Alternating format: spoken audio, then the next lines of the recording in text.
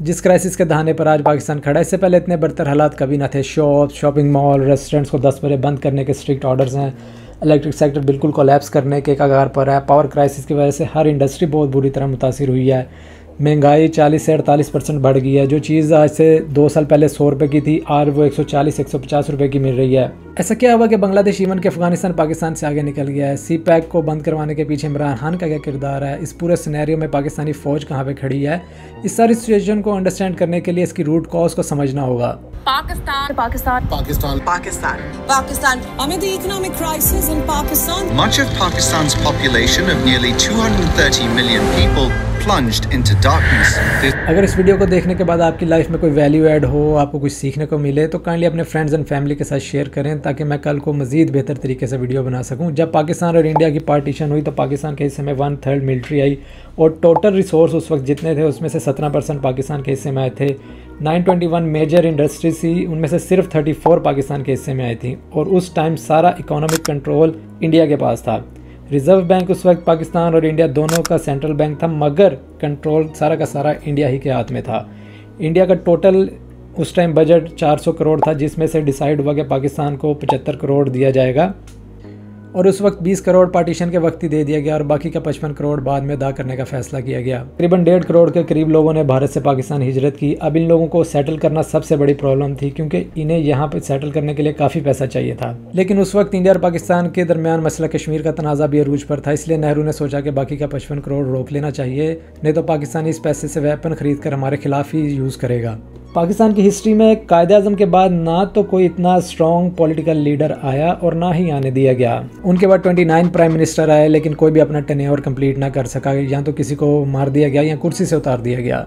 India और पाकिस्तान की आज़ादी के वक्त 2 ही सुपर पावर थी, यूएसए और सोवियत यूनियन, जो कि आज रशिया के नाम से जानी जाती है। और इंडिया का सारा झुकाव सोवियत यूनियन की तरफ था और यूएस उस वक्त पाकिस्तान को एक ऑप्शन की तरह देखता था। यूएस अफगानिस्तान में पावर हासिल करने के लिए मुजाहिदीन ट्रेन करवाता और उनकी ट्रेनिंग की जिम्मेदारी पाकिस्तान के कंधों पर थी। सोवियत यूनियन और अफगानिस्तान की जंग के दौरान यूएस अपनी मिलिट्री उतारने के बजाय मुजाहिदीन को तैयार करता। ना उनकी जान जाने पर उनको जवाबदेही होते और ना उन्हें भारी भारी सैलरी देनी पड़ती और बहुत से रिस्क फैक्टर से बच जाता। अगर यूएसए की मिलिट्री अफगानिस्तान में उतरकर सोवियत यूनियन के खिलाफ डायरेक्ट लड़ती तो ये जंग यूएसए और सोवियत यूनियन की जंग में बदल जाती। इसलिए यूएसए ने मुजाहिदीन को वेपन दिए।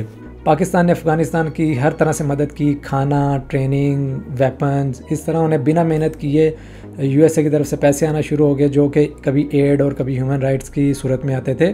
पाकिस्तान के नाम पर यूएसए की तरफ से एक सालाना बजट भी फिक्स कर दिया गया था, जो कि बाद में ट्रंप ने अपने दौर में ख़त्म कर दिया था।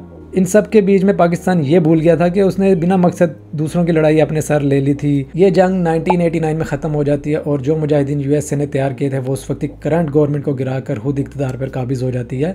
सोवियत यूनियन को भगाने के बाद यूएसए का काम ऑलमोस्ट मुकम्मल हो गया था और उसके बाद उसे पाकिस्तान की कोई ज़रूरत नहीं थी।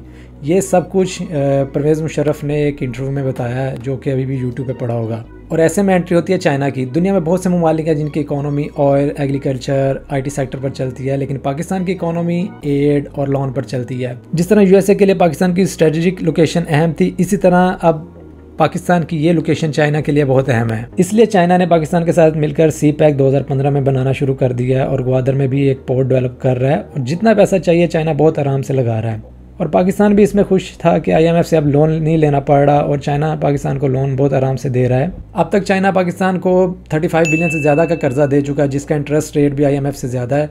अभी तक पाकिस्तान ने कर्जा वापस नहीं किया चाइना का, लेकिन चाइना को इस चीज़ से कोई परेशानी नहीं है क्योंकि जितने भी प्रोजेक्ट्स वो पाकिस्तान में बना रहा है, इनके कॉन्ट्रैक्ट जिन कंपनीज़ के ज़रिए से कंप्लीट हो रहा है वो भी चाइनीज़ कंपनी है और लेबर भी मोस्टली चाइना की ही है।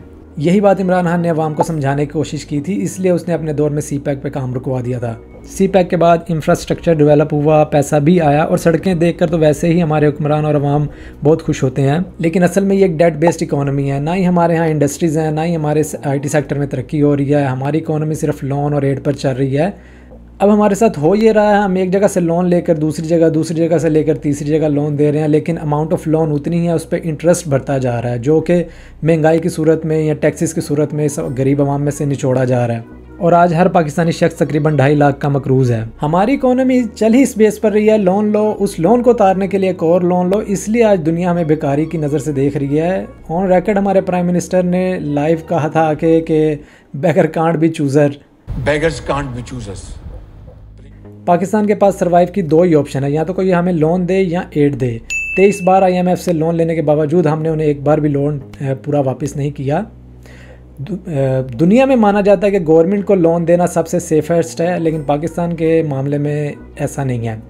पाकिस्तान पे इस वक्त करंट जो पाकिस्तानी करेंसी में लोन है वो ये है, और IMF जब भी लोन देता है तो सबसे पहले अपनी शर्तें रखता है कि सबसे पहले आपको अपनी कंट्री में कुछ चीज़ें चेंज करनी होंगी, और IMF कभी भी एक साथ लोन नहीं देता, किस्तों में देता है, और वो तब तक लोन देगा जब तक आप उसके रूल्स एंड रेगुलेशन मानेंगे, उनको फॉलो करेंगे।